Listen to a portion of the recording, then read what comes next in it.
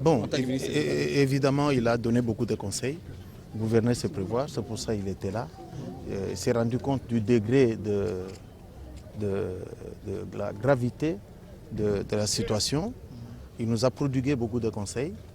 Il nous a demandé que nous puissions travailler, mon collègue des affaires foncières et le gouvernement provincial, que nous puissions travailler en symbiose de manière à ce que nous puissions trouver des solutions efficaces, que personne ne travaille seul.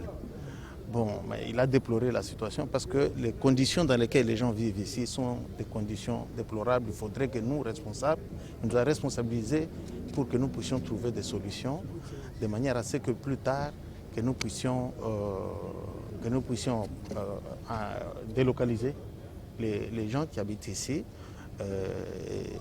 finalement, et tenter de garder un climat, un microclimat propice à la vie humaine.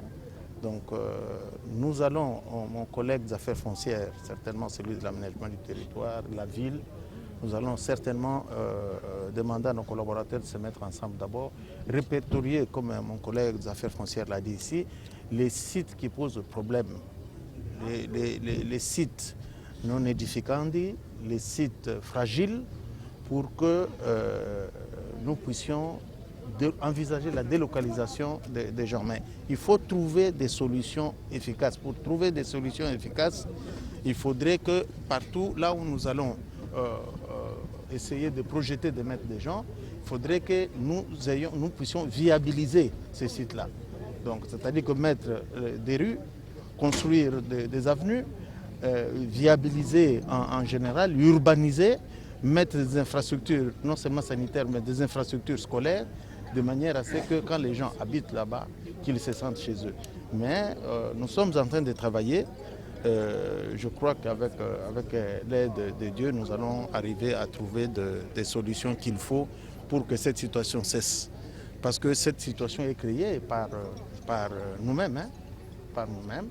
Et avec le changement climatique, si on n'y prend pas garde, nous risquons de perdre des quartiers entiers de la ville de Kinshasa. En urgence, qu'est-ce qu'on peut préconiser en urgence parce qu'il y a urgence? Bon, en urgence, d'abord, nous devons nous battre pour que les eaux qui montent là puissent se calmer. C'est ça en urgence. Et deuxième urgence, c'est comme je vous ai dit là, nous allons essayer de répertorier les sites fragiles, comme des sites ici, là où vivent les gens, là où ils ne devraient pas vivre, de manière à ce que nous puissions envisager, même d'abord provisoirement, délocaliser les personnes qui sont là. C'est ça d'abord les urgences. Mais il y a un appel est lancé aussi à notre population pour qu'elle puisse faire attention. Hein, vous ne pouvez pas vous faire rouler comme ça par tous les chefs de quartier venus de je ne sais où, qui viennent vous vendre des parcelles qui ne sont pas des parcelles en réalité. Bon, vous achetez des jetons pour venir, au fait, vous tuer vous-même. Parce que construire dans des endroits comme ça, c'est vous tirer les balles dans les jambes. Nous sommes dans ce quartier, j'ai notre chef de quartier qui est là, qui est un homme très discipliné, qui ne pose aucun problème. Mais cette situation, nous l'avons trouvée depuis 4-5 ans.